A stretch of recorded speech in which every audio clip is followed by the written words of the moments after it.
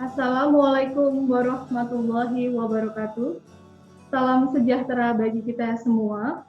Shalom, Om Swastiastu, Namo Buddhaya, salam kebajikan.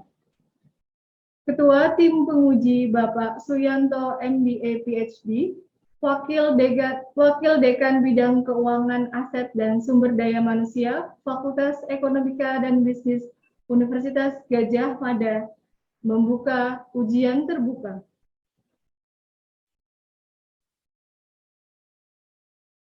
Bismillahirrahmanirrahim. Bapak Ibu hadirin sekalian, dengan mengucap Bismillahirrahmanirrahim, ujian terbuka bagi Saudari Krisnu Rahmi Fitrijati dengan ini dinyatakan dibuka. Sebelum tim penguji mengajukan pertanyaan, terlebih dahulu saya membacakan ketentuan ujian terbuka doktor di pagi hari ini. Yang pertama, ujian berlangsung selama 60 menit, dibagi 8 orang penguji, masing-masing kurang lebih 8 menit. Lama ujian dihitung sejak promotor mulai mengajukan pertanyaan. Pemberian waktu kepada penguji diatur dan dikendalikan oleh ketua tim penguji. Kedua, pertanyaan diajukan satu persatu dan tidak ditanyakan 2 atau 3 pertanyaan sekaligus. Dan apabila jawaban dari promovendus dianggap berkepanjangan, mohon dapat dihentikan. Ketiga, pertanyaan dimulai oleh promotor, kemudian dilanjutkan ke promotor, tim penilai, dan diakhiri oleh tim penguji. Selanjutnya, saya perkenalkan tim penguji ujian terbuka doktor bagi Saudari Krisnu Rahmi Fitrijati. Tim penguji terdiri dari 1. Profesor Mahfud Solikin, PhD, promotor sebagai anggota. Selamat kepada Prof. Mahfud yang kemarin baru dikukuhkan sebagai guru besar bidang akuntansi FEB UGM. Meskipun beliau profesional sudah lama, tapi baru kemarin beliau berkenan untuk dikukuhkan. Gitu. Selamat, semoga pagi hari ini menambah berkah ujian terbuka Saudara Krisnu. Amin. Yang kedua, Dr. Sumiana, co-promotor sebagai anggota. Ketiga, Bapak Hardo Basuki, PhD, co-promotor sebagai anggota. 4. Bapak Eko Suwardi, PhD, tim penilai sebagai anggota. 5. Suyanto, PhD, tim penilai sebagai anggota. 6. Ibu Khairunisa Arifah, PhD, tim penilai sebagai anggota. Ini lebih-lebih ya Ibu Khairunisa, teman, jadi sering sekali lupa memanggilnya dengan Ibu itu ya. 7. Bapak Rusdi Akbar, PhD, tim penguji sebagai anggota. Bapak Rusdi Akbar pada saat ini mendapat tugas untuk menghadiri konferensi terkait dengan ACSP. Jadi nanti akan saya bacakan pertanyaan dari beliau. Kemudian 8, Dr. Eko Yulianto, tim penguji sebagai anggota. Saya sendiri, Suyanto PhD, Wakil Dekan Bidang Keuangan, Aset, dan Sumber Daya Manusia, FEB UGM, sebagai Ketua Sidang. Selanjutnya, saya persilakan Bapak Profesor Mahfud Solikin, PhD, selaku promotor, memperkenalkan calon dokter, dan dilanjutkan memberikan pertanyaan-pertanyaan kepada Profesor Mahfud Solikin. Waktu saya persilakan. Terima kasih Bapak Ketua Tim Penguji, Pak Suyanto PhD. Bapak Ibu sekalian, Assalamualaikum warahmatullahi wabarakatuh. Suara saya terdengar dengan jelas ya Pak Yanto? Terdengar dengan jelas, Prof. Monggo. Terima kasih. Terima kasih atas kehadiran Bapak Ibu semua, khususnya tim penguji, dan juga kepada Bu Fitri, ya, sama manggil beliau Bu Fitri. Sehat ya Bu ya, semoga lancar. Kemudian pertama ini izinkan saya memperkenalkan. Saya manggilnya kadang Bu Krisno, kadang Bu Fitri, tapi untuk pagi ini saya panggil Bu Fitri aja ya. Nama lengkap Krisno Rahmi Fitriati. Nah, sebenarnya di belakangnya ya ada SEMACC-nya gitu. Cuman nggak ditulis di CV-nya ini. Tempat tanggal lahir di Purbalingga, 24 Desember 68, masih sangat muda. Nah, kemudian alhamdulillah sudah punya 2 putra Akhyar, Aulia Yasa, dan Amri Ihsan Yasa. Kemudian alamat kantornya, beliau staf pengajar di Unsud, ya, pendidikan, ini lengkap ya, mulai dari TK, Yayasan Santa Muria Purbalingga, SD Purbalingga, SMP 1 Purbalingga, SMA 1 Purbalingga, wah ini favorit-favorit semua.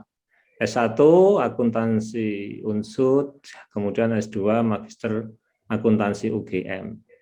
Kemudian di CV-nya ini banyak sekali ya tentang riset, pengabdian, masyarakat dan publikasi, tetapi kalau saya lihat memang beliau ini fokus ke UMKM. Jadi nanti layak mendapatkan penghargaan mungkin ya, perintis dan pendamping UMKM.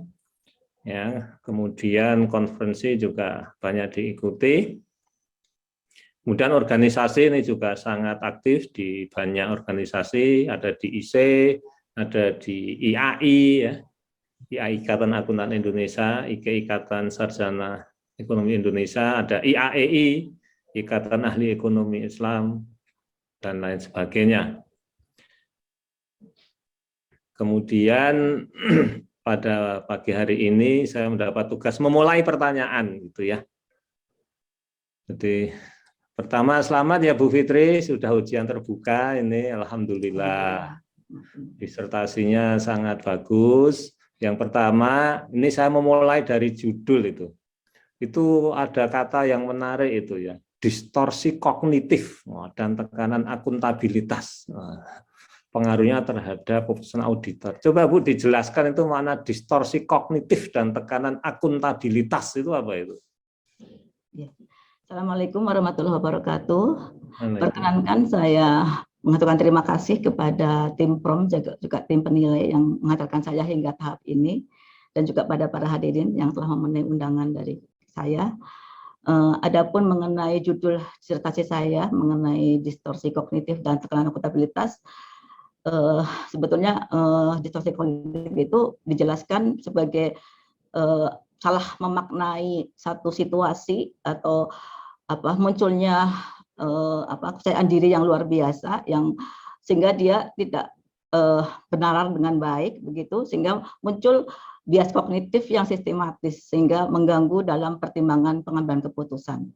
Adapun terkait dengan tekanan akuntabilitas, berarti di situ ada satu pertanggungjawaban, mekanisme pertanggungjawaban dari bawahan pada atasan, atau atasan menekankan satu bentuk pertanggungjawaban sebagai evaluasi, pengarahan, dan pembelajaran. Demikian makna dari judul saya. Baik, luar biasa ya, sangat fasih. Wah, ini udah khatam ini menjelaskannya. Kemudian selanjutnya Bu Fitri, mengapa ya kok itu perlu diriset gitu ya, diteliti, apalagi di level doktor, dan relatif lama ya, 3 tahun lebih itu saya sebut lama ya. Bahasa Arab 3 itu kan banyak sama.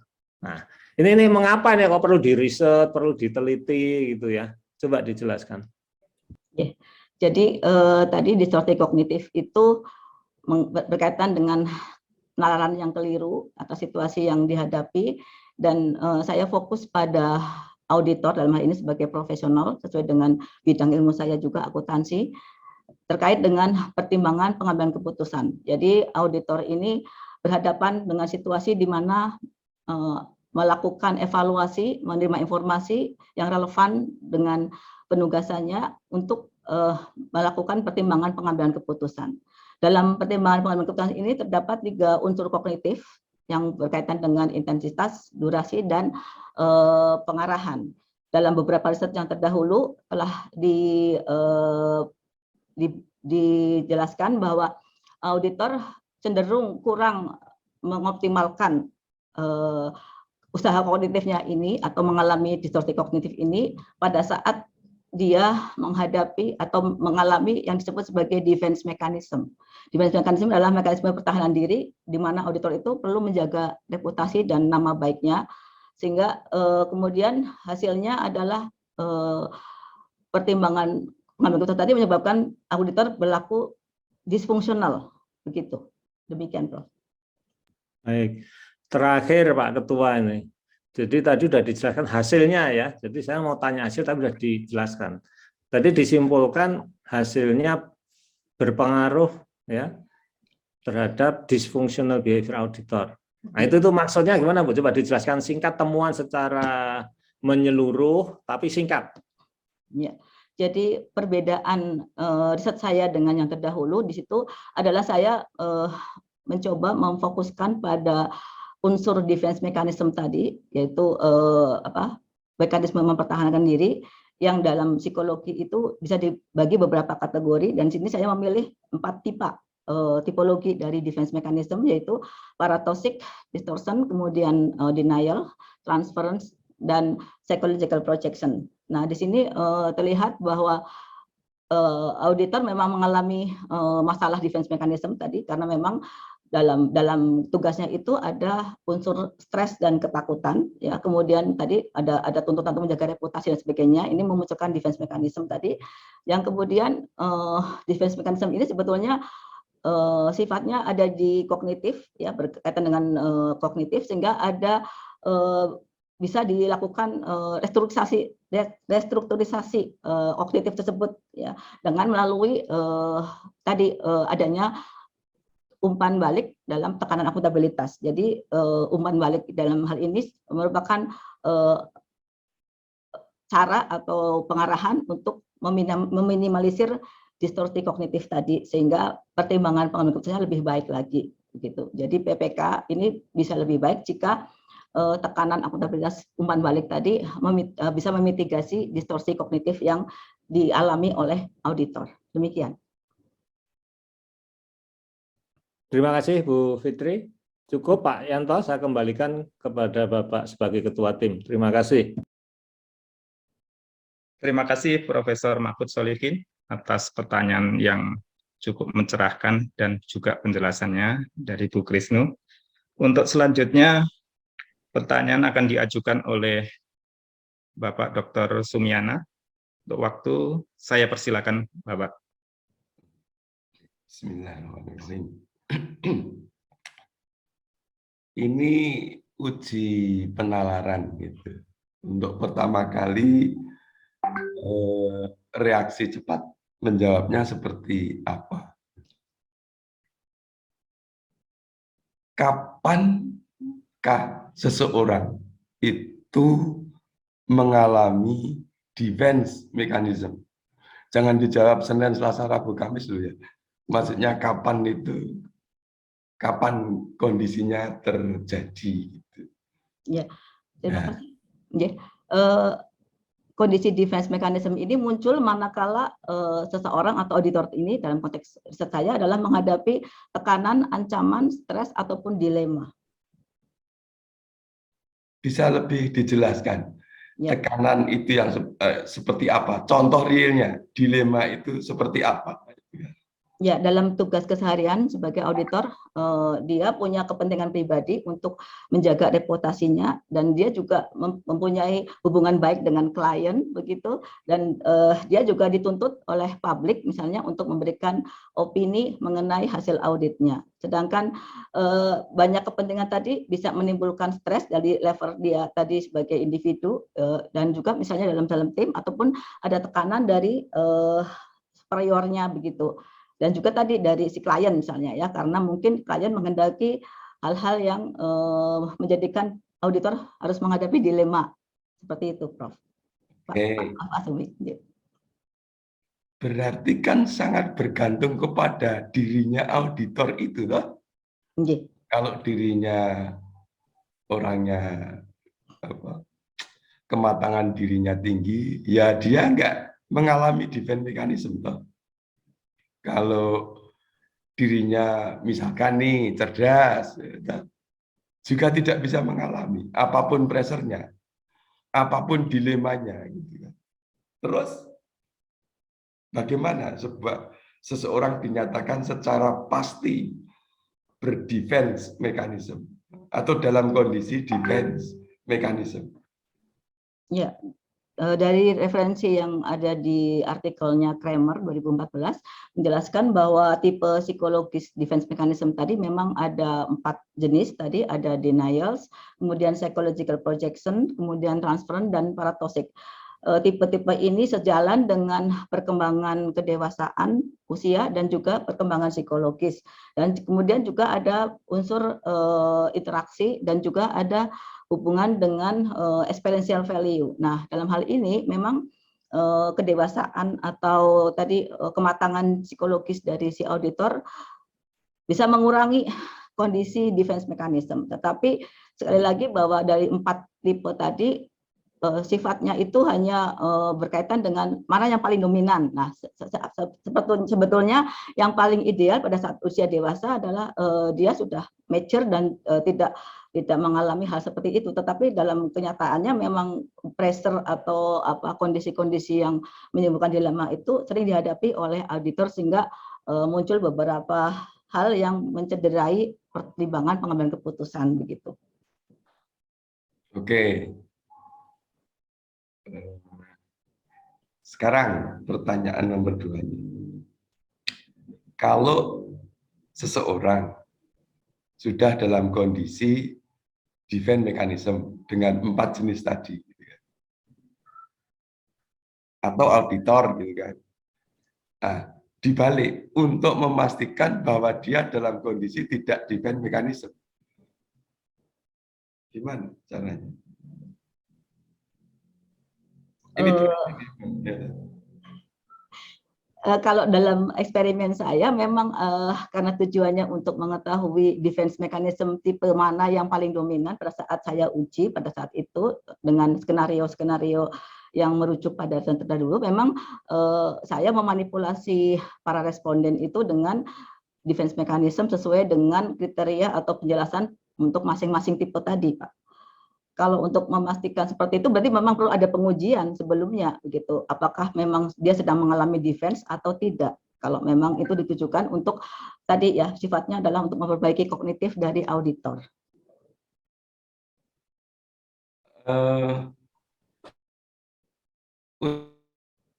Dia keluar dari kondisi defense mechanism, dari kondisi flow state atau cognitive state, seseorang itu keluar dari defense mechanism? Ya, tadi Pak, perlu ada interaksi sosial, artinya tadi dalam hal ini kan saya mencoba membuktikan bahwa adanya tekanan akuntabilitas tadi yang berupa evaluasi, pengarahan, pembelajaran dengan standar yang jelas dari superior itu sebetulnya bisa mengurangi kondisi defense mechanism. Tetapi kalau untuk total membersihkan atau menghilangkan defense mechanism itu, pemahaman saya tidak mungkin, Pak. Jadi pasti ada, tapi berkurang begitu defense mechanism-nya. Karena kita sebagai individu saja setiap hari hampir menghadapi stres begitu. Tinggal bagaimana kita menyikapi stres itu, Pak. Oke, ketiga pertanyaan humor biar Pak Dekan FEB Unsud tertawa, Laili tertawa, Atik tertawa, Pak Bambang Agus Pramuka tertawa, ya toh? Tujuannya ini hanya untuk tertawa. Ibu Dekan, Pak, Ibu Dekan isinya Pak BAP. Ibu Dekan siapa, saya belum kenal malah. Tapi teman-teman Unsud. Humor ini pertanyaan kasus, terus nanti Fitri menjalani defense mechanism atau tidak. Nanti insya Allah dalam waktu tidak lama 1 jam lagi kan jadi dokter. Iya toh? Amin, insya Allah. Jika dulu mantan itu pengen kembali, Pak Sudarto itu pengen kembali, udah dokter lah, jadi istrinya kembali gitu. Itu kamu mau bertindak defense mechanism atau tidak? Iya, Pak. Pertanyaan umum tolong dijawab. Iya, saya trauma. Nah, jujur loh ini seluruh teman-teman toh, traumanya dalam wujud apa kok kamu sebut defense mechanism? Saya tidak bisa menjawab, Pak. sangat private. Nah, ini berarti belum jadi dokter ini Pak Ado. Pak Eko. Malah beruntung karena Traumanya harus dijelaskan yang menyebabkan defense mechanism apa coba? Lu kejujuran diri tuh. harus dijawab ya Pak. Harus dijawab, ini cuma humor biar Budi kan juga tahu gitu. Budi kan sangat tahu Pak. Sudah tahu Pak. Enggak, tapi traumanya itu lebih kepada parataksik psikologi atau pada transferen. Jadi tadi mungkin saya sudah menyebutkan ada experiential value Pak, ada pengalaman pengalaman nilai pengalaman begitu. Jadi mungkin ini yang menyebabkan saya trauma adalah karena ada experiential value itu Pak. Nilai pengalaman yang masih saya pegang dan saya anu sampai sekarang ini. Jadi itu trauma saya. Tapi di parataksik ya? Parataksik. Lah mengapa kok di situ? Ada pelekatan Pak. Kalau parataksik kan berkaitan dengan pelekatan yang terbawa sampai ke saat ini. Jadi pelekatan di masa lalu yang terbawa hingga saat ini. Dan saya mengalami itu. Sakit, bener gitu ya? Itu biar Pak Eko tahu. Pak Eko harus tahu itu. Humornya kan begitu. Pak Eko yang mana? Pak Eko yang mana ya Mas? Oke. Jadi parataksik artinya, saya tanya lagi nih. Sampai sekarang masih terbawa, tertaksikan di dalam cognition gitu. Iya Pak. Jadi parataksik kan kalau dari artikel Kramer itu dia berada di level yang di tahap usia yang sudah dewasa sebetulnya. Tetapi tadi karena dia punya pelekatan yang dipahami dari peristiwa masa lalu, kemudian dia berfantasi hingga masa kini. Jadi selalu terbawa begitu. Ini yang menyebabkan mungkin kalau dalam bahasanya paling sederhana itu dia jadi stubborn gitu, jadi keras kepala, jadi narsis juga, pokoknya nek ora yo ora gitu, sudah wes gitu. Nah ya, berarti kamu benar menjawabnya karena mencerminkan dirimu sendiri ya, parataksik gitu. Dalam hal itu gitu loh. Oke. Kalau saya balik, saya pengen biar pengunjung ini paham betul. Mengapa bukan transferen itu? Kok parataksik itu? Ya, kalau parataksik itu kan sebetulnya experiential value-nya itu dari diri sendiri, Pak. Jadi pemahaman saya sendiri. Tapi kalau transferen itu bedanya adalah kita melihat pada orang lain. Kita ingin kita berfantasi atau kita ingin diterima oleh lingkungan itu karena kita melihat pada orang lain.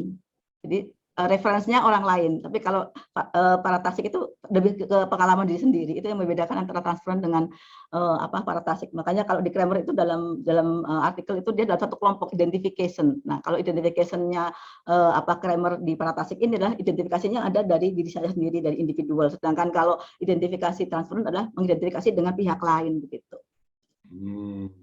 Itu. Jadi saya nggak tiru-tiru Pak, asli yang saya alami. Oke, kalau misalkan yang melamar sekarang Pak Bambang Agus Pramuka, dia juga tetap parataksik. Pertanyaan terakhir ini, kan beda orang. Tidak mungkin Pak, karena ya nggak mungkin juga karena masih trauma. Oh gitu. Siapapun Saya kembalikan kepada menitnya sudah dikode habis. Matur nuwun, saya kembalikan ke. Ini nggak boleh sakit hati loh ya. Ini tadi memang betul, pertanyaan logik gitu loh. Paham. Oke. Monggo Pak Yanto, saya kembalikan. Terima kasih Pak Sumiana. Kalau saya lihat di ucapan terima kasih, salah satunya salam untuk Pedikers ya Bu Krisnu. Dan ini memang pertanyaan dari pendiri Sekte Pedikers, mungkin ya pas sekali. Sudah biasa Pak. Luar biasa ya. Baik, terima kasih Pak Sumiana. Kemudian pertanyaan selanjutnya akan diajukan oleh co-promotor Bapak Hado Basuki. Untuk waktu saya persilakan, Bapak. Terima kasih Pak Ketua Dr. Suyanto. Apakah suara saya bisa didengar dengan baik? Bisa, Pak. Terdengar jelas Pak Hado. Ya, Monggo alhamdulillah, silakan. ini mohon maaf suara saya agak fales kemarin habis flu ini. Baik, selamat kepada promovendus Bu Fitri ya, yang telah sampai pada tahap yang berbahagia ini. Ya. Insya Allah nanti tinggal peresmian. Sebetulnya sudah beberapa waktu yang lalu ya, ini tinggal formalitas begitu ya. Baik, dimulai dengan pertanyaan sederhana dan nanti ada tindir-tindir Pak Sumiono sedikit gitu ya. Jadi yang pertama mengenai apa namanya riset ini itu memakai tekanan akuntabilitas Iya. sebagai motivasi eksternal. Nah ini saya nanti mohon informasinya bagaimana dengan motivasi yang internal. Jadi nanti akan ada apa namanya tarik-menarik begitu. Jadi salah satu contohnya kalau misalnya dulu ada tahun 80-an itu bintang film Dr. Gigi Fadli, dia secara internal motivasinya ingin menjadi bintang film. Tapi kemudian orang tuanya meminta dia untuk menjadi dokter gigi. Dan kemudian setelah itu ya dijalani aja perintah orang tua untuk membahagiakan orang tua. Tapi setelah selesai dokter gigi, ijazahnya diberikan ke orang tua dan dia menjadi bintang film. Nah, Pak Sumiono juga begitu ini sebetulnya. Motivasi internalnya itu sudah ingin berhenti merokok gitu ya. Tapi sekarang masih tetap merokok. Ini motivasi eksternal yang kuat ternyata.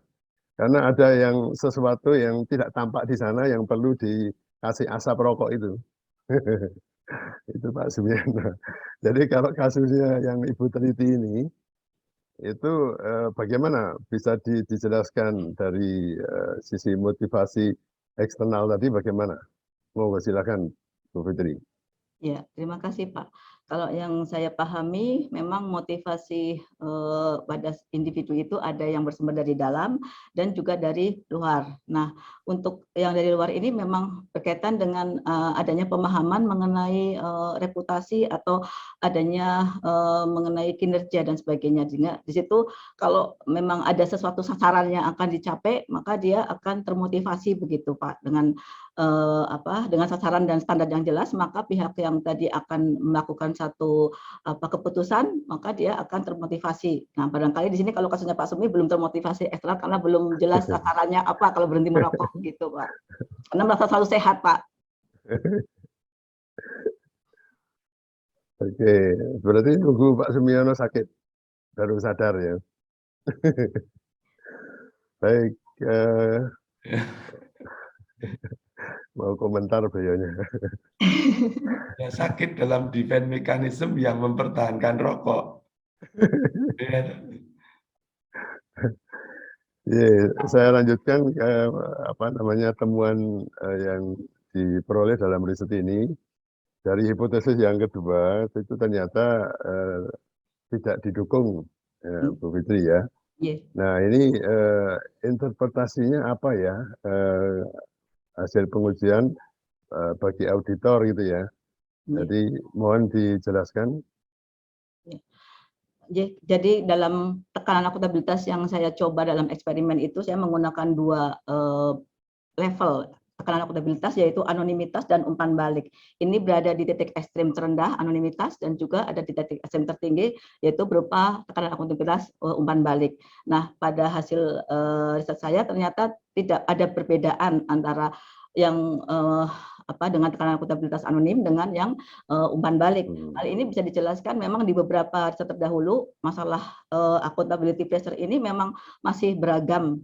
Ya, ada yang sifatnya memotivasi tadi untuk lebih baik lagi dalam pertanggungjawaban, ada yang justru malah dia semakin skeptis atau semakin tidak peduli begitu. Hal ini jadi kalau misalnya dalam tekanan tadi justru dia merasa semakin ada stres begitu, ada tekanan, ada stres, ada ancaman, tetapi tuntutan itu untuk akuntabel tadi tidak jelas, tidak ada standar yang jelas sehingga dia bingung. Nah, dengan semakin dia bingung malah justru semakin dia tidak akuntabel begitu, Pak Hadot. Jadi sehingga memang kalau tekanan akuntabel sendiri memang di riset saya tidak ada perbedaan antara yang anonim dengan yang umpan balik begitu.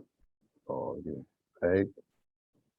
Ya, terkait dengan kontribusi. Jadi riset ini diharapkan berkontribusi secara praktis. Ini yang ingin saya mohon informasi. Kemudian disebutkan oleh Bu Fitri di situ KAP dan asosiasi profesi dapat merancang, mengimplementasikan program pendidikan dan pelatihan berkelanjutan untuk memperkuat PPK dalam bentuk standar dan pedoman teknis. Nah, apakah saudara yakin bahwa pendidikan dan pelatihan berkelanjutan itu bisa memperbaiki situasi atau mengurangi dysfunctional auditor? Mohon penjelasannya. Ya, jadi yang dari beberapa literatur terdahulu memang bisa dilihat bahwa pelatihan tadi sifatnya adalah meningkatkan kompetensi. Nah, dalam hal ini kalau kaitannya dengan kognisi, kemampuan penalaran dari auditor memang kan berhubungan dengan kompetensi. Sehingga kalau kemudian dikenali bagaimana kondisi auditor dari sisi psikologisnya, kemudian di situ bisa dilakukan berbagai cara untuk mengurangi distorsi atau defense mechanism tadi.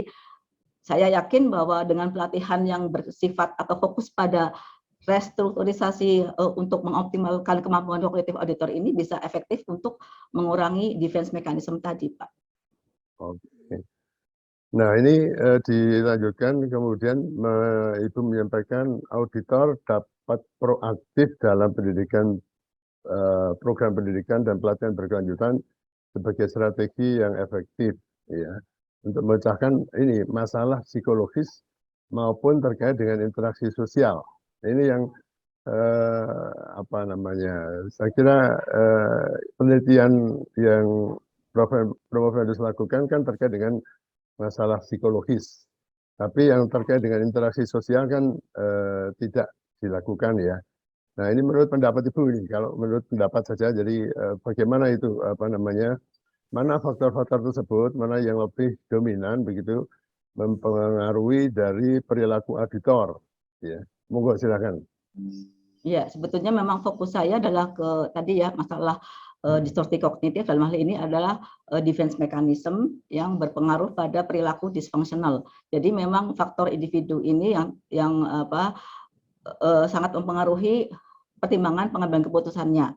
Namun demikian karena dia sebagai individu kan memang dia berinteraksi ya Pak. Tadi dalam konteks ada tekanan akuntabilitas kan dia berinteraksi dengan superior atau dengan timnya, sehingga memang selain auditor tadi untuk memperbaiki diri dari sisi kognitifnya, dia juga harus mengevaluasi diri bagaimana sebetulnya secara psikologis kondisi dia, karena banyak sekali sebetulnya individu seperti saya sendiri gitu kadang-kadang tidak menyadari atau sering tidak menyadari kondisi psikologis sendiri gitu, jadi tidak menyadari atau tidak merasakan sebetulnya tuh saya seperti apa dalam kondisi psikologis seperti apa. Nah, ini butuh interaksi dengan orang lain atau butuh masukan dari orang lain untuk memperbaiki diri dalam sisi tadi pertimbangan kognitif supaya apa yang menjadi keputusan saya nanti lebih tidak mengarah pada keputusan atau tindakan yang disfungsional. Begitu Bapak.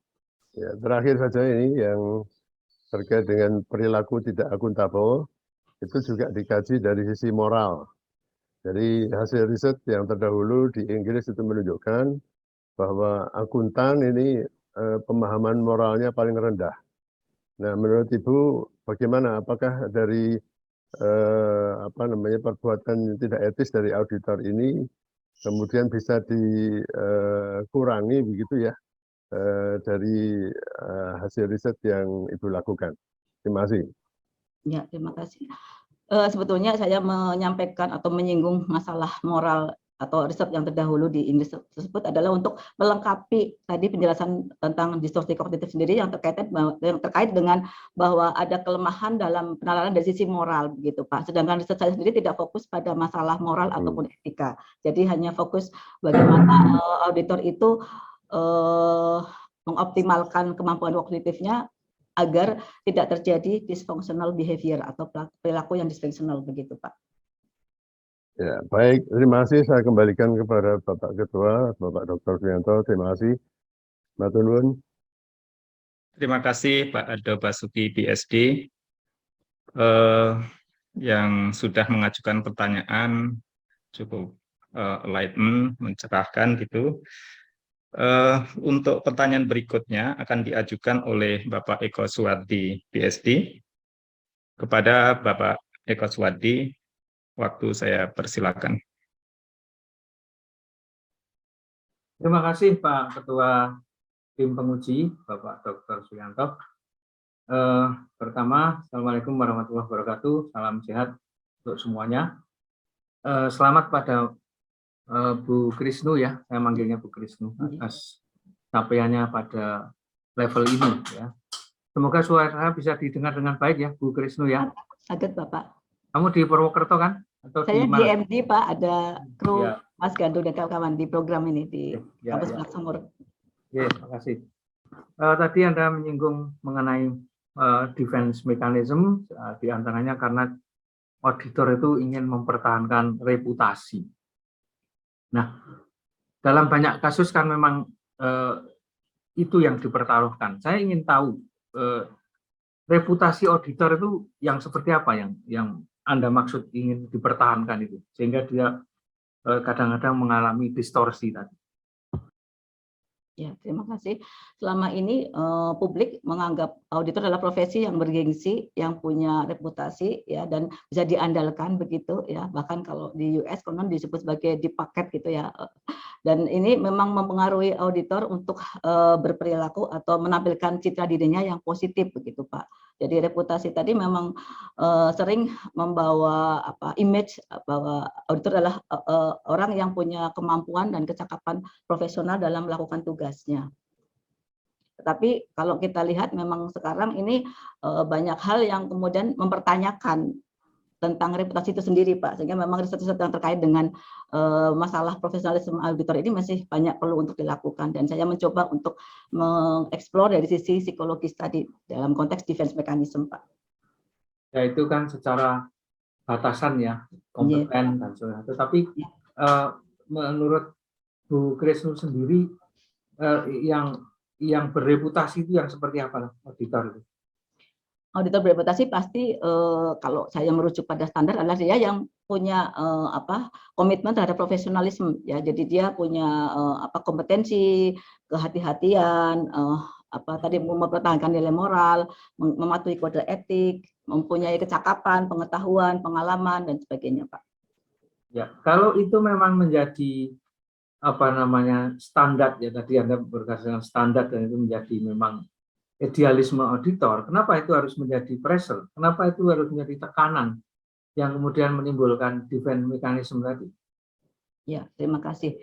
Jadi secara dari berbagai sumber referensi yang saya baca, memang hasil penelitian menunjukkan bahwa auditor dalam melaksanakan tugasnya tadi, dalam mempertahankan reputasinya tadi, ada kecenderungan justru dia mengalami bias kognitif begitu Pak, karena misalnya dia punya hubungan baik dengan klien, kemudian dia punya pengalaman sehingga dia tidak hati-hati, terlalu overconfidence gitu dalam menanggapi informasi, menangkap data, mengcapture data, atau ya tadi jadi banyak hal yang kemudian mempengaruhi secara interaksi sosial tadi, mempengaruhi pemahaman atau bagaimana auditor itu memaknai reputasi dalam konteks tugasnya begitu Pak.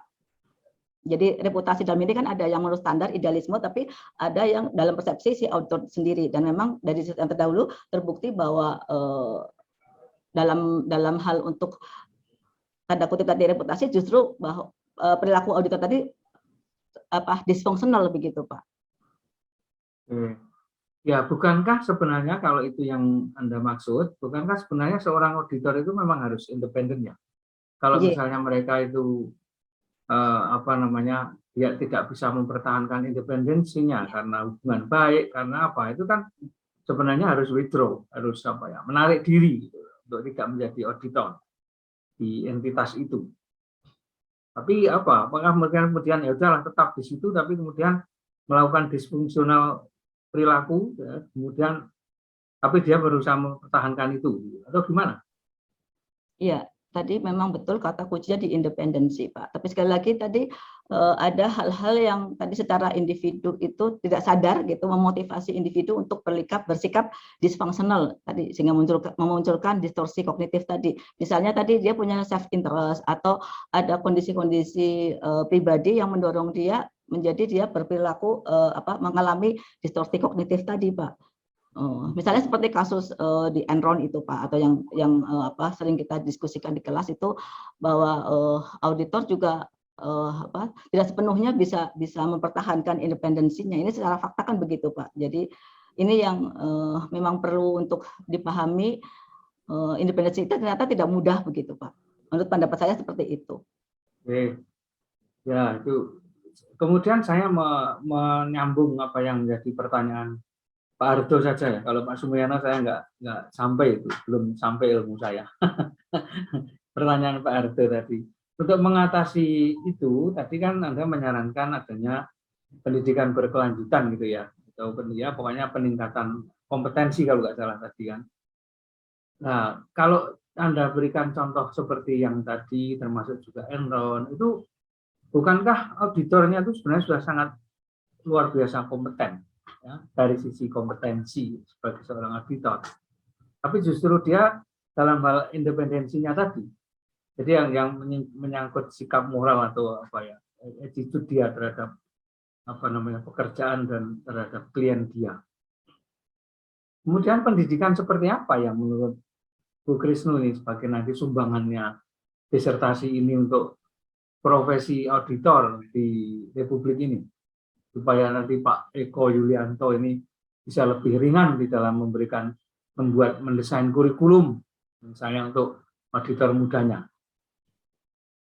Ya, kalau dari sisi standar kode etik auditor ini memang saya lebih menginginkan atau mengharapkan adanya fokus pendidikan berkelanjutan dari mulai S1 atau persiapan seorang akuntan untuk nanti masuk ke dunia nyata menjadi akuntan di dunia nyata adalah dibekali dengan nilai-nilai moral dan etika yang kuat dalam pendidikan tadi, dalam kurikulum tadi, supaya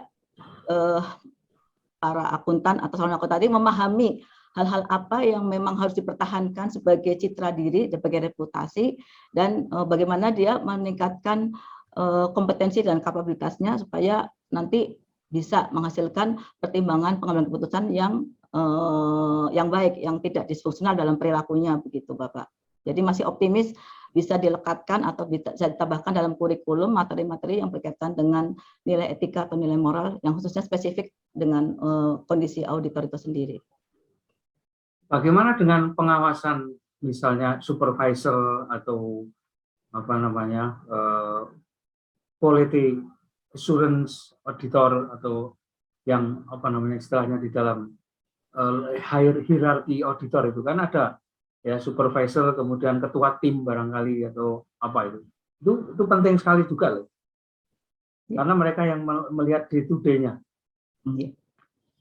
Ya, setuju Bapak. Jadi tadi memang dalam riset saya memang menguji hubungan tadi antara distorsi kognitif tadi, defense mechanism, dengan tekanan akuntabilitas. Dalam hal ini memang tadi tekanan itu berasal dari superior tadi. Jadi memang ada umpan balik yang berupa feedback. Nah, umpan balik yang berupa feedback ini akan efektif jika apa yang menjadi evaluasi, pengarahan, pembelajaran tadi jelas standarnya begitu. Jadi atasan itu tidak sekedar menuntut untuk adanya pertanggungjawaban atau akuntabilitas tadi, tapi juga mendeskripsikan bagaimana standar itu harus dipenuhi dan sebagainya begitu Pak. Jadi ini sifatnya menstimulus atau memberikan motivasi pada bawahan untuk bisa memperbaiki dan mengevaluasi kinerjanya begitu.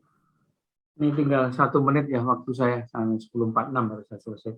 Terakhir, yang 1 menit terakhir, Bu Krisnu, apabila Bu Krisnu itu diberi waktu lebih lama misalnya, ya, itu kira-kira adakah improvement yang ingin dilakukan untuk hasil kerja besar ini, disertasi ini? Jadi Bapak tadi yang mungkin sudah disinggung oleh Pak Sumi, saya ingin akan lebih mengidentifikasi tipe-tipe distorsi kognitif ini yang memang masih menurut saya tuh masih banyak sekali yang perlu dieksplor, dan nanti mungkin saya akan mencoba dengan para mahasiswa yang akan menanggapi dengan kasus yang sesuai untuk mahasiswa, bagaimana dia mengalami distorsi kognitif dan bagaimana dia melakukan pertimbangan pengambilan keputusan Bapak. Oke, terima kasih. Saya 10 menit Pak, mohon maaf ini mundur sedikit, saya kembalikan pada Pak Ketua Tim, Bapak Suyanto PhD. Silakan Pak Yanto, kami kembalikan. Terima kasih Bapak Eko Swadi PhD atas berbagai pertanyaan yang cukup komprehensif. untuk selanjutnya izin saya sebagai tim penilai mengajukan beberapa pertanyaan, 3 pertanyaan mungkin ya. Kemudian nanti saya lanjutkan dengan untuk efisiensi waktu, saya lanjutkan dengan pertanyaan dari Pak Rusdi Akbar. Yang pertama, kalau saya pahami dari disertasi Anda bahwa pressure di lingkungan atau tempat kerja, kemudian itu membuat atau auditor harus meresponnya. Ya, responnya itu berupa defense mechanism. Nah, defense mechanism dalam disertasi Anda yang Anda tulis itu kemudian menyebabkan atau mempengaruhi distortion kognitif atau cognitive distortion gitu ya, yang itu juga bisa melead ke dysfunctional behavior. Nah, pertanyaan saya adalah mengapa Anda lebih cenderung untuk menguji distortion kognitif dibandingkan dysfunctional behavior, padahal proksi kualitas audit yang paling dekat itu malah dysfunctional behavior. Ya, Bapak. Jadi defense mechanism ini saya uji dengan interaksi tekanan akuntabilitas terhadap pertimbangan pengambilan keputusan. Nah, pertimbangan pengambilan keputusan ini kan sebagai titik awal bagi auditor untuk bersikap menghadapi tadi ya, setelah dia melakukan data, memilah informasi, kemudian dia menggunakan kognitifnya untuk memahami atau membuat opini tadi, sehingga kemudian akan berdampak atau berkelanjutan terhadap dysfunctional behavior tadi, Pak. Oke. Apakah hubungan antara distortion kognitif dengan dysfunctional behavior itu linear gitu ya? Ya, sepanjang yang saya baca memang masalah defense mechanism ini kan terkait dengan psikologis, Pak, dan kemudian dia akan berproses di otak, di kognitif. Nah, setelah dari otak berarti dia akan memerintahkan pada si individu untuk berperilaku, untuk melakukan satu tindakan. Dalam hal ini kalau dalam psikologis seperti itu. Tapi kembali lagi bahwa bisa jadi kalau dalam keyakinan saya begitu kan ada niat ya, Pak. Jadi niat kemudian jadi satu perbuatan begitu, Pak. Oke. Ya, Bu, mungkin juga literatur juga terutama yang terkait dengan hubungan antara niat dan perilaku itu tidak selalu garis lurus ya. Tetapi sudah cukup menjelaskan tadi.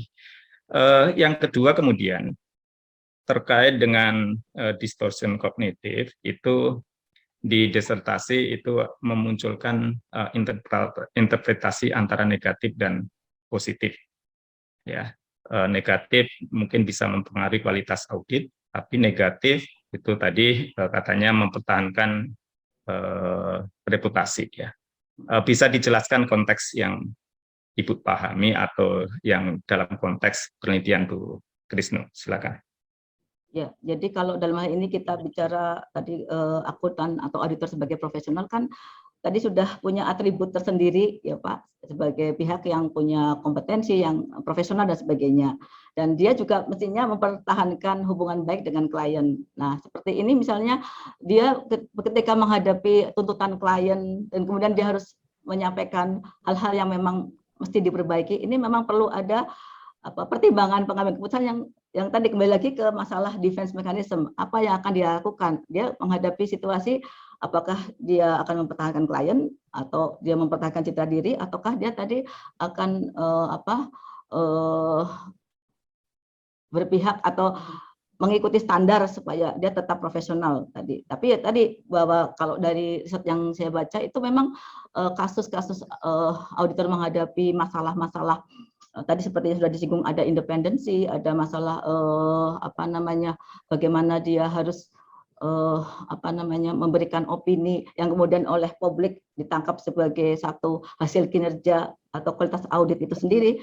Ini memang tadi Pak, saya memang masih sebenarnya saya masih penasaran begitu, masih ingin tahu lebih lanjut gitu Pak, karena memang saya itu sebetulnya baru dari awal, baru titik awal gitu untuk mengetahui faktor-faktor yang terkait dengan kinerja auditor dan kualitas audit itu sendiri Pak. Ini baru serpihan debu Pak, jadi masih perlu banyak penjelasan atas hasil saya tersebut.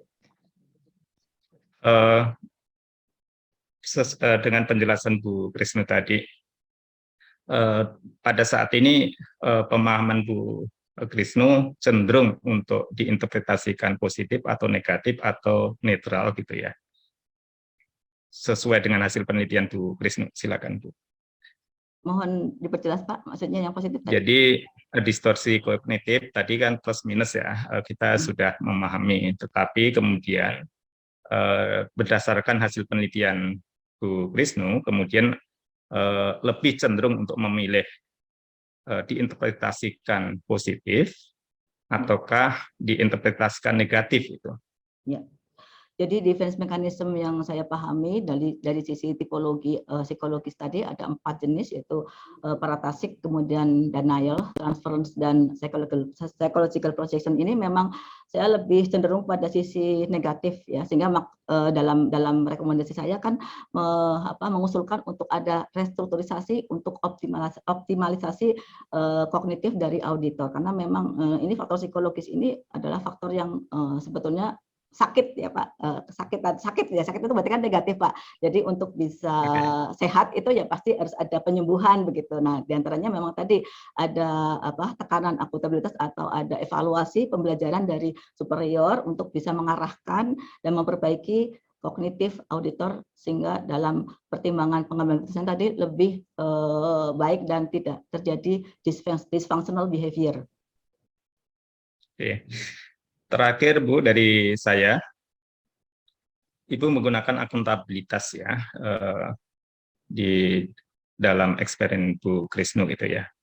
Nah, mungkin bisa dijelaskan konteks akuntabilitas di penelitian Bu Krisno itu apakah sebagai stresor, apakah sebaliknya sebagai korektor itu, dalam arti bahwa audit engagement kan merupakan pekerjaan tim gitu ya, pekerjaan tim. Nah, akuntabilitas itu satu sisi itu diperlukan, tapi sisi lain juga menimbulkan pressure bagi auditor. Nah, dalam konteks penelitian Bu Krisno, akuntabilitas diperlakukan sebagai apa? Ya, sebetulnya kalau dari beberapa literatur memang akuntabilitas kan memang masih kontradiktif hasilnya seperti tadi yang Bapak sampaikan, betul.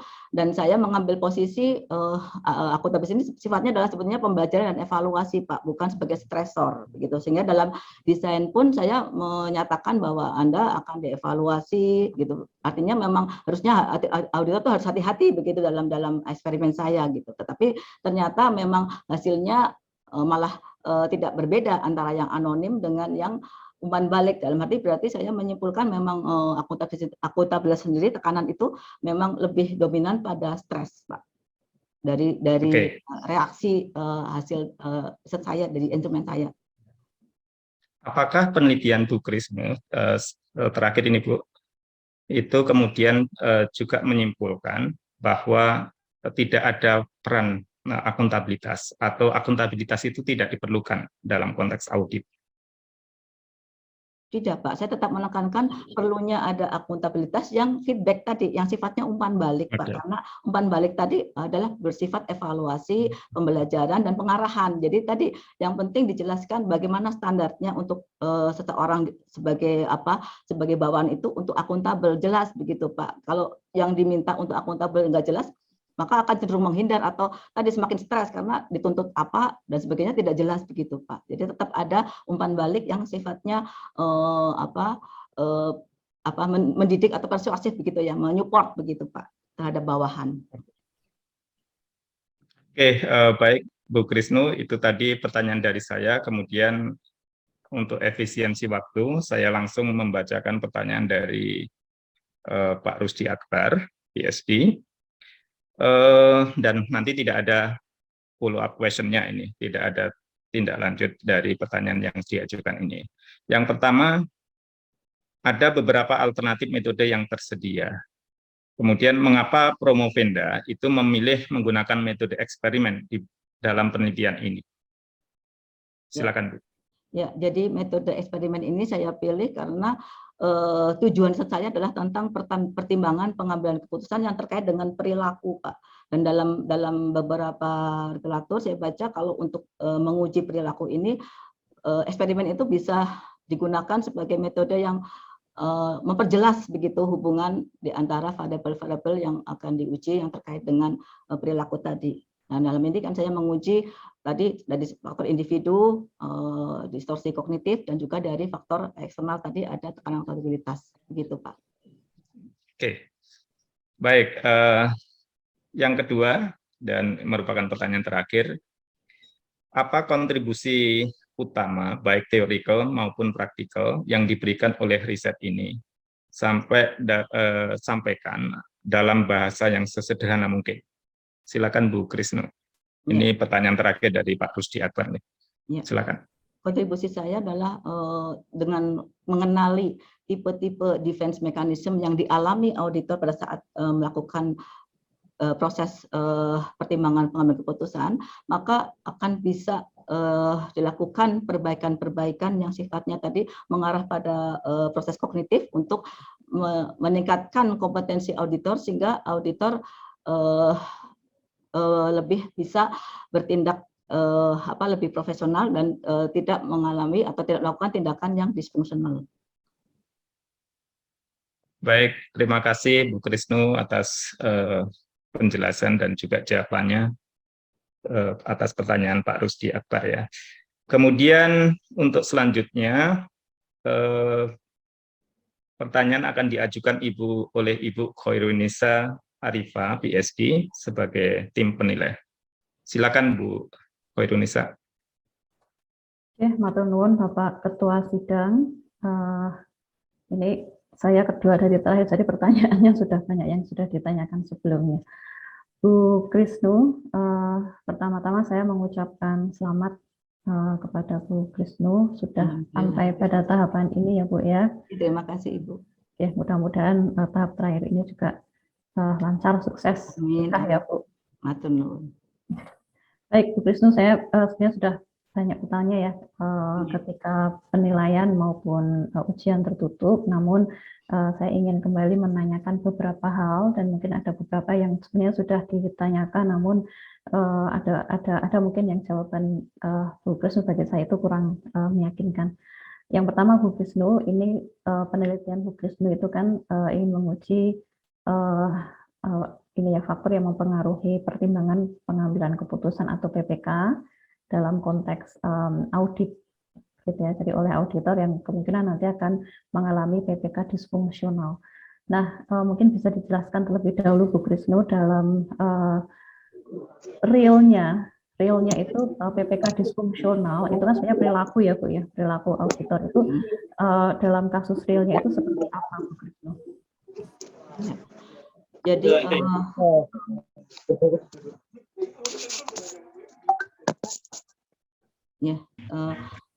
perilaku disfungsional ini biasanya ditunjukkan dengan adanya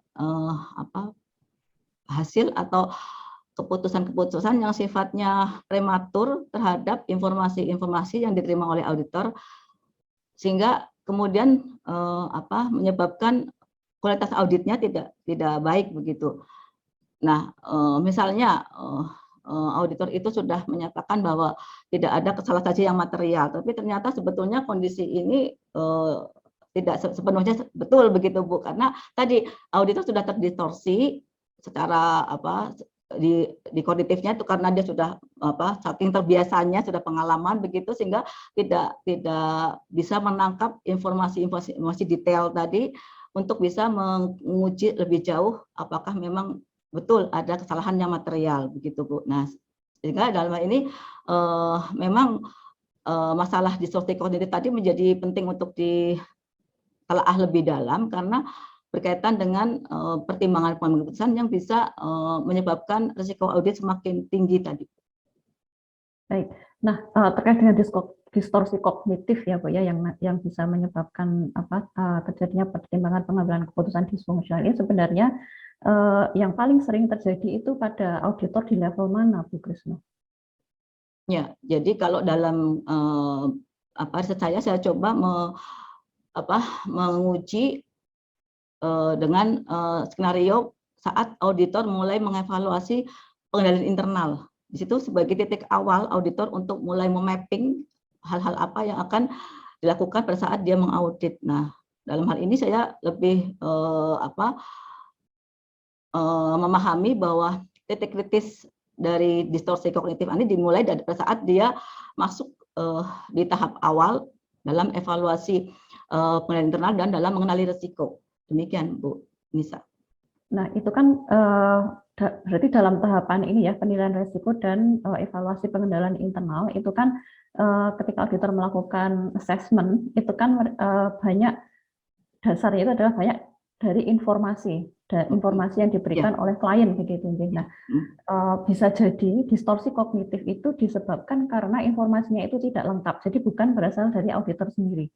Nah, mungkin ini tadi agak berbeda dengan yang ditanyakan Pak Sumi ya, bahwa bisa jadi perilaku disfungsional itu kan karena dari diri auditor ini sendiri. Nah, bagaimana kalau misalnya distorsi kognitif itu pemicunya itu dari eksternal, Bu? Misalnya ada informasi yang tidak lengkap, kemudian penggunaan estimasi yang mungkin tidak tepat begitu ya, sehingga prediksi-prediksi keuangan yang dibuat auditor pada initial analytical procedure itu jadi tidak tepat gitu atau tidak akurat. Nah, apakah itu termasuk dalam distorsi kognitif yang dimaksudkan dalam penelitian Bu Krisno?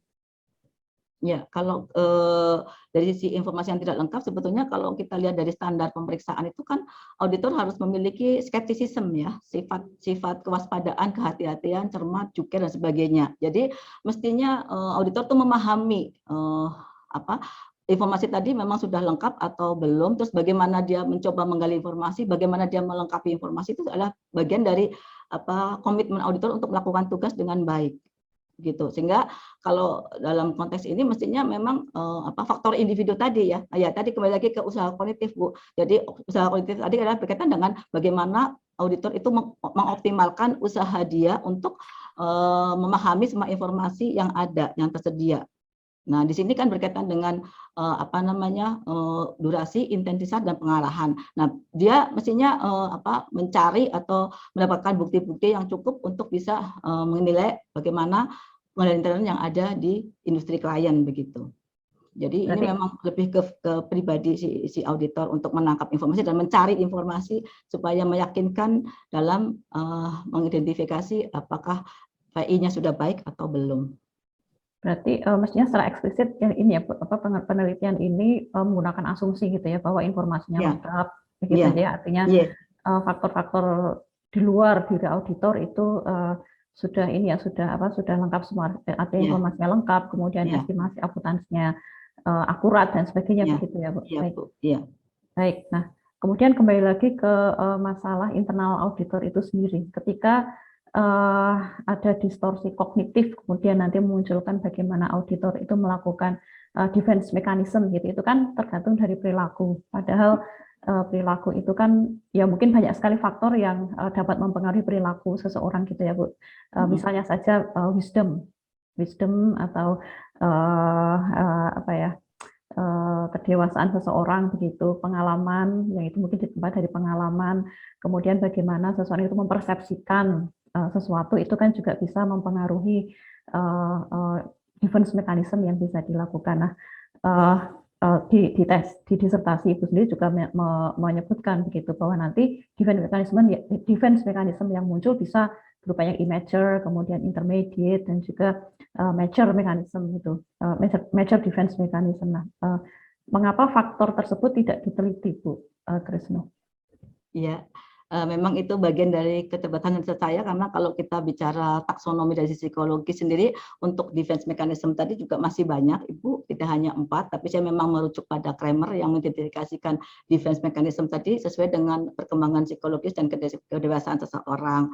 Nah, kalau tadi berkaitan dengan masalah-masalah yang lain, memang faktor yang mempengaruhi kondisi-kondisi defense mechanism ini bisa dari tadi sudah dijawab juga bahwa ini bisa dari sumber dari diri sendiri dan dari eksternal. Nah, kalau dari tipe 4 ini pun sebetulnya ada 2 kelompok yang bersumber dari diri sendiri dan juga dari luar. Artinya pemahaman dari seseorang tadi yang kemudian jadi terdistorsi tadi karena faktor dari pemahaman individu tadi, contohnya di paratasik gitu ya Pak, ya Bu, dengan yang di transferen itu ya, jadi sumber referensinya itu beda. Demikian juga tadi dari sisi denial dan psychological projection gitu, itu juga sumbernya beda. Kalau denial itu lebih dari fantasi dia gitu kan, dari angan-angan dia sendiri yang dibentuk dari pemahaman dia yang keliru. Sedangkan kalau psychological projection dia melihat ke referensi dari pihak lain. Jadi memang faktor-faktor yang mempengaruhi defense mechanism ini banyak, dan saya hanya membatasi dari sisi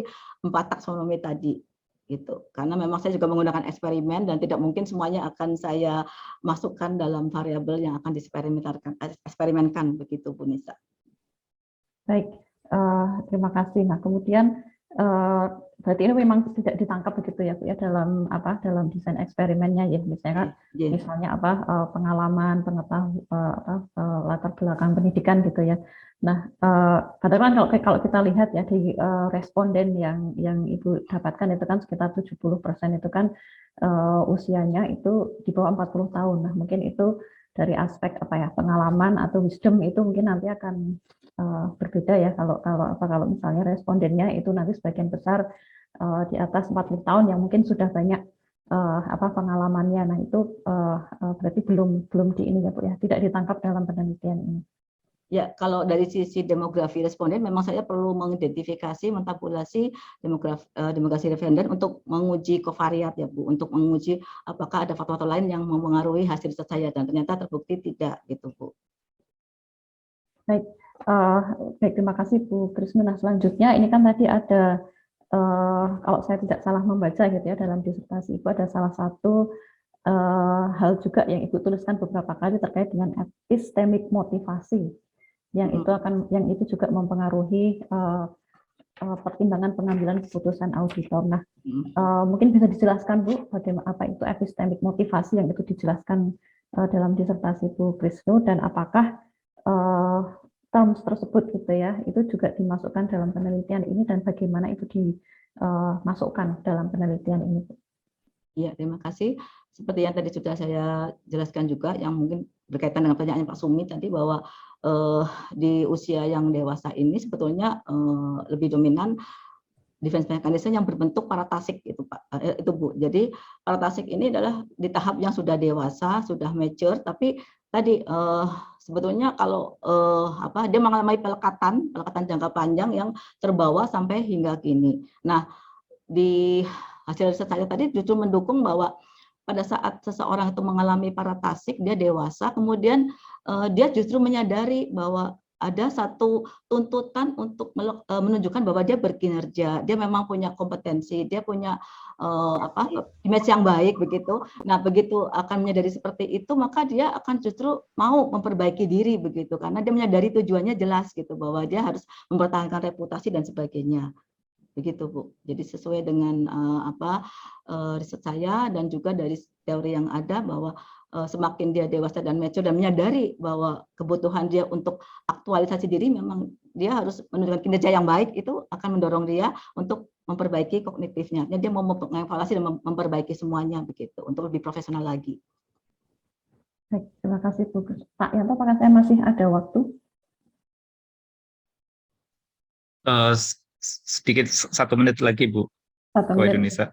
Baik, terima kasih. Pertanyaan terakhir ini saya penasaran saja Bu Krisnu ya terkait dengan akuntabilitas tadi, bahwa kesimpulannya tadi kan tetap harus ada akuntabilitas ya, namun melalui mekanisme umpan balik begitu. Nah, dalam hal ini mestinya kan umpan balik itu dari atasan ya Bu ya, ataukah pertanyaan saya itu idealnya itu apakah itu atasan langsung ataukah ada satu lembaga khusus yang kemudian mengawasi dan memberikan evaluasi kepada auditor dan memberikan umpan balik kepada auditor begitu, karena mungkin kalau itu dilakukan di internal mungkin tidak sekuat kalau itu di akuntabilitas atau umpan balik itu dilakukan oleh pihak eksternal begitu Bu Krisna. Kalau konteksnya umpan balik sebagai tekanan akuntabilitas, saya lebih cenderung pada umpan balik dari atasan langsung, karena interaksinya adalah mereka dalam kegiatan sehari-hari, dalam konteks tim dan sebagainya, dan juga dalam konteks misalnya ini satu level kantor akuntan begitu kan, punya satu tujuan yang bersama begitu ya Bu. Jadi saya lebih prefer pada tekanan antara atasan dan bawahan di tingkat tim begitu Bu. Sedangkan kalau dari pressure dari luar, misalnya dari pihak luar itu, saya lebih cenderung pada akuntabilitas dari sisi bagaimana akuntan itu harus mempertanggungjawabkan hasil auditnya dari sisi hukum juga begitu Bu. Karena kadang-kadang memang maaf saja kalau dari berbagai kasus itu sepertinya masih belum ada ketegasan atau masih ada hal-hal yang masih kabur terkait dengan sanksi atau hukuman terhadap adanya hasil audit yang masih diragukan begitu. Baik, terima kasih Bu Krisno. Pak Yanto, saya kembalikan ke Ketua Sidang, matur nuwun. Terima kasih Bu Khairunisa atas berbagai pertanyaan yang cukup luas dan mendalam, Bu Khairunisa. Untuk penanya terakhir dari penguji Bapak Eko Yulianto, untuk waktu saya persilakan Pak Eko, monggo.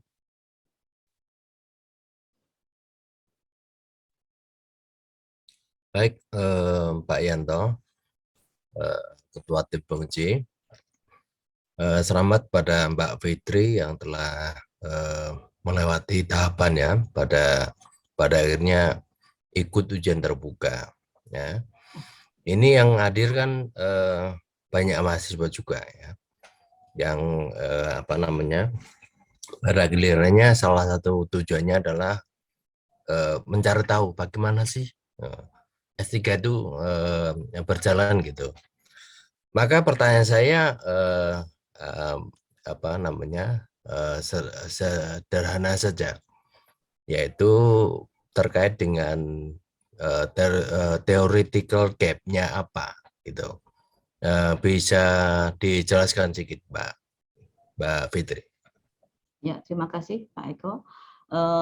Dari literatur yang saya baca, kajian tentang PPK ini memang menunjukkan bahwa auditor itu masih cenderung untuk belum mengoptimalkan usaha kognitifnya, sehingga terjadi perilaku yang disfungsional karena disebabkan oleh adanya distorsi kognitif berupa defense mechanism.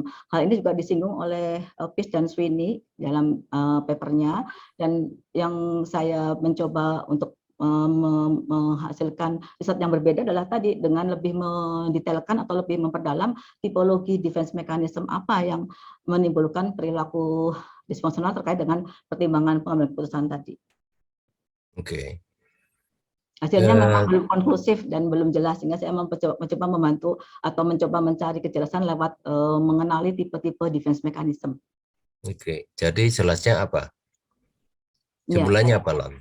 Ya, jadi memang dalam pertimbangan pengambilan keputusan tadi, auditor mengalami defense mechanism yang dikategorikan dalam 4 jenis tadi: paratasik, denial, transference, dan psychological projection. Kemudian yang paling ekstrim adalah di mana auditor itu mengalami defense mechanism yang lebih dominan itu adalah pada saat dia mengalami defense mechanism paratasik gitu, sehingga PPK-nya itu kurang baik gitu.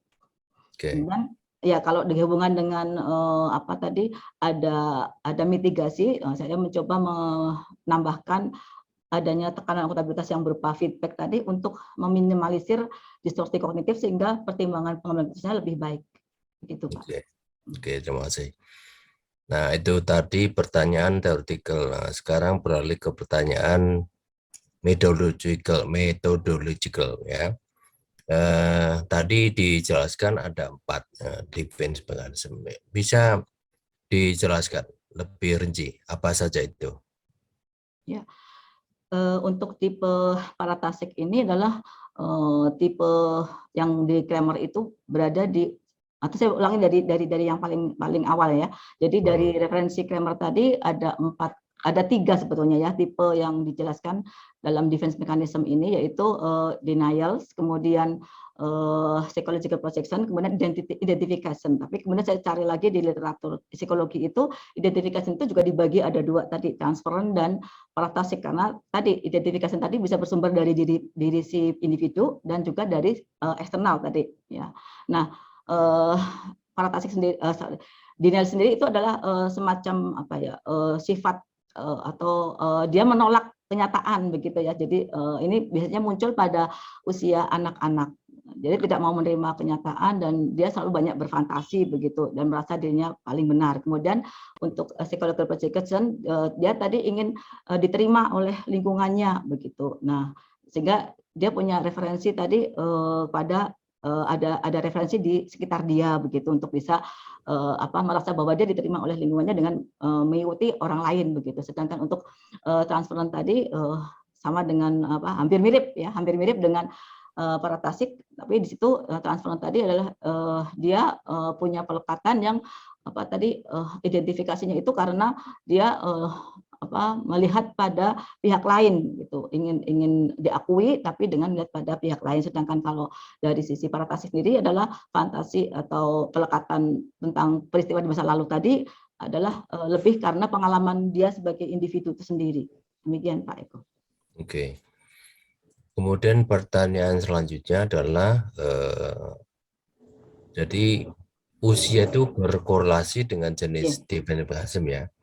Nah, dalam eksperimen itu sendiri, gimana caranya kalau Java itu ngepaske dengan usianya. Tadi disebut ya salah satunya bahwa respondennya itu usianya 40 lebih kalau dasar. Padahal di situ ada anak-anak juga. Gimana, Bu Fitri? Ya, ini bagian dari keunggulan eksperimen adalah saya memanipulasi responden itu dengan kriteria-kriteria yang ada di masing-masing tipe defense mechanism tadi. Ya, jadi saya sudah memprogram dalam program saya ada yang saya beri program itu sebagai auditor yang denial, memiliki sifat denial. Kemudian juga dia sebagai auditor yang punya sifat paratasik. Kemudian dia juga mempunyai sifat transferent atau dia mempunyai sifat psychological projection begitu. Jadi itu nanti ada internalisasi melalui program eksperimen yang saya buat begitu. Jadi tidak lagi kembali kepada dia sebagai dirinya sendiri, tapi di situ dimanipulasi. Demikian Pak Eko. Manipulasi, oke. Pertanyaan terakhir sebenarnya terkait dengan aplikasinya ya. Tadi sudah jelaskan tapi tidak jelas gitu. Kalau tidak salah lebih banyak ke praktisnya, sisi praktisnya. Dari sisi teorisnya apa implikasinya dari penelitian Mbak Fitri ini sendiri? Ya, saya kan dalam hal ini fokus pada tujuan riset, yaitu pertimbangan pengambilan keputusan yang hubungannya dengan teori decision making yang fokus pada behavior. Jadi kontribusi saya harapkan nanti bisa lebih memberikan tambahan pilihan dari sisi teori decision making di behavior dan juga dari sisi profesi audit ya, profesi auditor yang nanti mestinya akan membantu dalam tadi mempraktekkan gitu. Artinya dari teori-teori tadi kan bisa di follow up dengan bagaimana kemudian perbaikan dari sisi kompetensi melalui praktek-praktek yang akan dijalankan lewat pendidikan dan sebagainya tadi dalam kurikulum maupun dalam standar profesi begitu. Terima kasih Mbak Fitri. Begitu pertanyaan saya Pak Suyanto, PSD. Saya kembalikan, terima kasih. Terima kasih Pak Eko Yulianto atas berbagai pertanyaannya yang komprehensif. Bapak, Ibu, dan hadirin, semua penguji telah mengajukan pertanyaan untuk memberi waktu kepada tim penguji dalam menentukan hasil ujian. Maka dengan ini ujian terbuka dinyatakan ditunda. Tim penguji keluar dari forum ujian terbuka untuk melakukan yudisium. Kami mohon kepada tim penguji untuk memasuki forum yudisium pada ruang breakout room. Tim penguji memasuki forum ujian terbuka.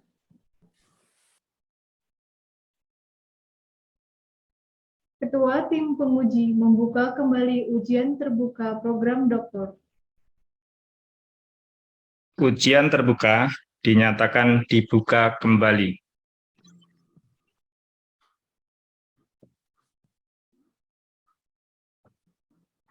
Ketua tim penguji memberitahukan hasil ujian terbuka.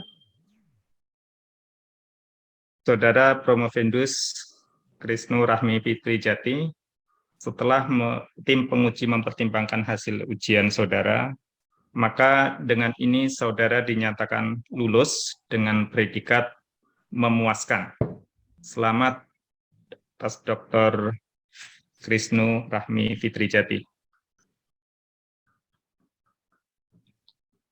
Selamat.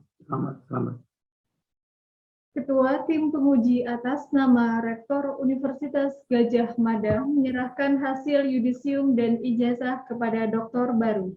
Penyerahan ijazah virtual dilakukan dengan menampilkan ijazah versi virtual.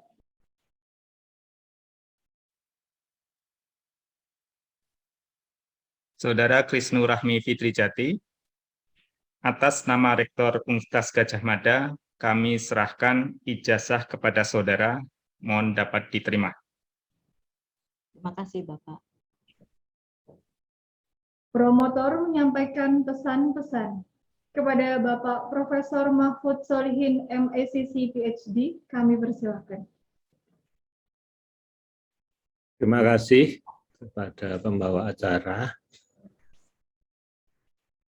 Bismillahirrahmanirrahim. Pertama, saya ucapkan selamat kepada Dr. Krisnu Rahmi Fitrijati. Alhamdulillah. Selamat ya Bu Dokter, semoga ilmu yang diperoleh berkah, manfaat untuk diri sendiri, keluarga, lembaga, nusa dan bangsa, serta agama. Nuwun Bapak doanya. Alhamdulillah. Kami juga mengucapkan terima kasih kepada tim promotor. Ini Bu Fitri ini luar biasa. Sampai terjadi rotasi promotor. Nah, karena mungkin kualitasnya sangat berat itu. Saya sebenarnya juga minta Pak Sumi untuk menjadi promotor gitu. Karena ini sangat sulit disertasi ini. Tapi Pak Sumi memerintahkan kepada juniornya. Nah, sehingga saya menjadi promotornya Bu Fitri. Terima kasih juga kepada Bapak-bapak tim penguji dan penilai, ya khususnya ini Pak Ketua ya yang habis umrah, semoga makbulah umrohnya. Ini Bu Fitri dapat berkahnya umrohnya Pak Yanto ini, Masya Allah. Pak Yanto, barakallah, makbul, mabrur. Kemudian juga selamat kepada program studi doktor akuntansi PBUGM sudah menambah 1 alumni.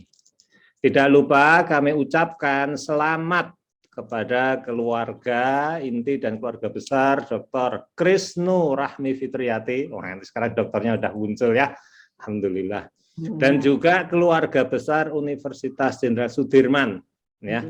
Budikan rawuh nggih, alhamdulillah selamat Budikan, tapi juga enggak hanya untuk Budikan tapi semua keluarga besar Fakultas Ekonomi dan Bisnis Unsud dengan tambahan 1 dokter baru ya di bidang akuntansi, nanti insya Allah Unsud semakin maju bermanfaat. Ya. Khususnya ini kan dalam proses ya kalau salah membuka S3 ya, nanti sudah diperkuat 1 lagi, kemudian prodi-prodi yang lain juga semakin bermanfaat. Bu Fitri, sekali lagi selamat. Ya, selamat mengabdi ya untuk lembaga pada Ibu Dekan dan seluruh keluarga besar Unsud. Mohon diterima kembali dengan ikhlas dan penuh sayang ya Bu Fitri. Ini kan pesan khusus dari Pak Sumi ini ya. Jadi nanti Bu Fitri kembali Jangan lupa Bu Fitri ya nanti membawa nama harum alma mater ya FEB UGM dan UGM secara umum, tetapi juga alma mater di Unsud ya, segera ditindaklanjuti gitu ya, termasuk jabatan fungsionalnya gitu biar segera naik dan semakin memberikan kemanfaatan yang lebih luas, karena semakin tinggi jabatan fungsional kita semakin banyak pengabdian yang bisa kita lakukan insya Allah. Demikian ya, tidak banyak karena ini Bu Fitri tampak bahagia sekali ya. Satu pelajaran ya Bu Fitri, ini terima kasih Bu Fitri juga memberi pelajaran kepada kami bahwa sesulit apapun kalau kita jalani bersama-sama dengan ikhlas dan niat yang kuat, insya Allah ya kita akan bisa menyelesaikan dengan baik. Bu Fitri ini menjadi contoh kita semua, saya kira sangat bagus, nanti ditularkan kepada mahasiswa-mahasiswi ya dengan keyakinan yang besar, perjuangan yang gigih dan doa yang tiada henti, insya Allah semuanya akan teratasi dengan ridha Allah Subhanahu wa Ta'ala. Terima kasih, saya kembalikan kepada pembawa acara. Assalamualaikum warahmatullahi wabarakatuh. Waalaikumsalam. Ketua tim penguji menutup ujian terbuka program dokter.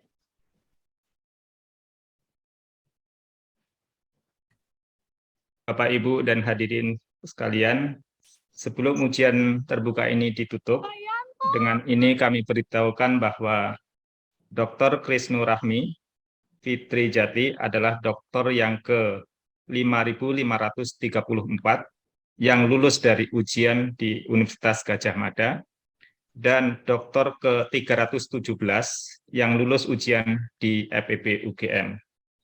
Dengan mengucap Alhamdulillahirabbil alamin, ujian terbuka dinyatakan ditutup.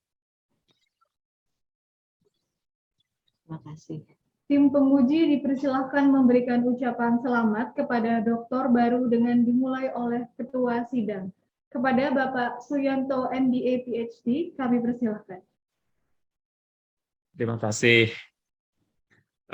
Pertama, selamat Bu Fitri atas kelulusannya, turut bangga dan turut bahagia, dan tentunya selamat juga untuk keluarga dan keluarga besar FEB Universitas Jenderal Sudirman Purwokerto atas kelulusan Bu Fitri. Semoga dengan kelulusan ini kemudian dapat kembali dan berkontribusi. Ini akhir dari awal ya Bu, untuk berkontribusi sebagai lulusan atau lulus S3. Kemudian yang kedua, kami mengamini apa yang disampaikan oleh Prof. Mahfud tadi. Semoga ilmu yang diperoleh selama menempuh studi di FEB UGM itu kemudian bermanfaat dan tentunya berkontribusi untuk institusi secara khusus FEB Universitas Jenderal Sudirman. Kemudian izin saya menyapa keluarga besar Unsud, FEB Unsud. Ada Profesor Wiwi Ribiatul Adawiyah, kemudian sebagai Dekan FEB, kemudian ada Pak Yuda Aryo Sutibyo, ini sahabat saya di Unsud sebagai Wakil Dekan 1, Dr. Ratno Purnomo, Wakil Dekan 2, kemudian ada Ibu Istiqomah sebagai Wakil Dekan 3, dan Bapak Ibu pimpinan dari FEB Universitas Jenderal Sudirman Purwokerto tentunya ya. Dan seluruh hadirin, saya mengucapkan terima kasih sekali atas kehadiran dan juga doanya. Ujian pada pagi hari ini bisa berjalan dengan lancar. Kemudian secara khusus ini Pak Sumiana ya, kalau saya teringat terus ini ditulis di disertasinya Bu Fitri, itu kelompok yang mungkin jadi motivasi juga itu. Nanti bisa ditularkan Bu Fitri, kelompok Abdar yang dipimpin Pak Sumiana itu. Wah, Demikian, terima kasih sekali kepada semua yang hadir pada pagi hari ini. Terima kasih. Terima kasih, Terima Pak. kasih. Selanjutnya kepada Bapak Profesor Mahfud Solihin, MACC, PhD, kami persilahkan. Sekali lagi selamat ya Bu Dokter ya Krisnu. Ya, alhamdulillah. Saya tutup aja Bu ya dengan pantun. Makan jajah di dalam kedai. Alhamdulillah Bu Fitri selesai. Assalamualaikum warahmatullahi wabarakatuh. Cakep, cakep. Waalaikumsalam. Mantap. Matur nuwun, Bapak. Terima kasih. Selanjutnya kepada Bapak Dr. Sumiana, MSI, kami persilahkan. Satu, selamat untuk Fitri. Tapi saya bertanya kepada audiens, tolong bandingkan wajahnya dengan Tutut Hantiati Indra Rukmana, persis ya? Persis ya, tak pikir gitu, jebul juga bisa menjadi orang kaya, wajah. Amin, amin, Amin. amin. Yang menarik di dirinya Fitri sambil memperhatikan gitu, menyelesaikan disertasi, ada konflik internal untuk mencerminkan itu. Content of disertasinya itu kan berarti benar-benar mengalami dia. Itu yang sungguh saya salut gitu. Terus sahabat saya semuanya gitu di Unsud, humor loh ini, Laili jangan tersindir gitu. Disertasinya jangan hanya menjadi ganjel pintu dan ganjel jendela sebagaimana Laili Budiarti gitu kan. Harus dipublish di Scopus dengan semangat yang tinggi itu yang paling penting di situ itu. Oke, dari saya cukup menggelitik, semoga lo ya. Laili mau komentar boleh, silakan menyambung saya. Nggak berani nih. Ya sudah, monggo Pak Yanto saya kembalikan. Terima kasih. Selanjutnya kepada Bapak Hardo Basuki MSot SC, PhD, kami persilahkan. Bismillahirrahmanirrahim. Suara saya masih bisa didengar ya? Masih, Bapak. Alhamdulillah Baik. ya. Iya. Baik, Ibu Fitri, singkat saja saya derek bingah gitu ya, ikut senang. Saya teringat di Bapak ini saat pertemuan pertama dulu, pertemuan pertama. Jadi malu. Jadi Bu Fitri itu sangat gigih ya, tidak kenal menyerah, pokoknya berjuang sampai titik darah penghabisan ibaratnya begitu. Jadi ini luar biasa, saya sangat mengapresiasi. Selamat melanjutkan karier untuk tadi beberapa promotor dan beberapa bapak yang lain sudah memberikan pesan sehingga ilmu yang diperoleh bermanfaat dan kemudian terus berkemajuan ya. Amin. Belajar selama hayat di kandung badan, insya Allah akan bisa memberikan manfaat untuk kita semua. Baik, matur nuwun sekali lagi dan juga selamat buat Unsud ya teman-teman Unsud. Alhamdulillah. Derek bingah. Saya kok nggak ngelihat Pak Bambang ya? Agus Pramuka. Bambang Agus Pramuka hadir nggak nih? Dia baru pramuka Mas, jadi Ya salam saja ke Pak Bambang Agus Pramuka. Jadi matur nuwun. Jadi assalamualaikum warahmatullahi wabarakatuh. Matur nuwun. Salam Pak Hardo. Terima kasih. Selanjutnya kepada Bapak Eko Suwardi, MSc, PhD, kami persilahkan. Terima kasih waktunya. Pertama, selamat kepada Dr. Krisnu Rahmi Fitriati. Ya, terima kasih ya atas kerja kerasnya. Ya, saya kenal beliaunya sejak di Magister Akuntansi kalau nggak salah dulu ya. Jadi beliau dulu S2-nya di Maksi, kemudian melanjutkan ke S3. Saya kira Anda telah membuktikan bahwa insya Allah di balik kesulitan itu ada kemudahan. Ya. Di balik kesulitan itu kalau diupayakan terus dengan konsisten, akhirnya hasil itu akan mengikuti. Selamat. Kemudian jaga kesehatan untuk Bu Krisnu dan semua keluarga. Selamat untuk keluarga Bu Krisnu dan keluarga besar. Serta juga saya mengucapkan selamat kepada keluarga besar FEB Unsud yang telah menambah 1 dokter lagi. Dan kepada Bu Dekan, selamat Bu, dan tolong nanti dikirim lagi Krisnu muda ke FEB UGM ya, untuk bisa kita berkolaborasi dalam pendidikan tinggi akuntansi. Sekali lagi selamat kepada Bu Krisnu dan FEB Unsud serta semua hadirin yang telah menghadiri acara siang hari ini. Kami ucapkan terima kasih dan salam sehat untuk semuanya. Assalamualaikum warahmatullahi wabarakatuh. Terima kasih. Selanjutnya kepada Ibu Koirunisa Arifa, MSc PhD, kami persilahkan. Terima kasih Mbak MC, Bu Fitri, kepada Dr. Krisnu Rahmi Fitriati, dokter baru kita. Selamat Bu Fitri. Semoga ilmu yang diperoleh bermanfaat ya Bu. Kemudian bisa diaplikasikan, bisa memberikan kontribusi yang seluas-luasnya bagi masyarakat. Amin. Dan dari cerita perjuangan Bu Fitri tadi, saya bisa menangkap bahwa memang sangat menginspirasi Bu Fitri, dan semoga bisa menjadi inspirasi bagi siapa saja. Kepada keluarga besar Bu Fitri, saya juga sampaikan selamat, perjuangan ini sudah berakhir, untuk memulai perjuangan yang lainnya sih Bu Fitri.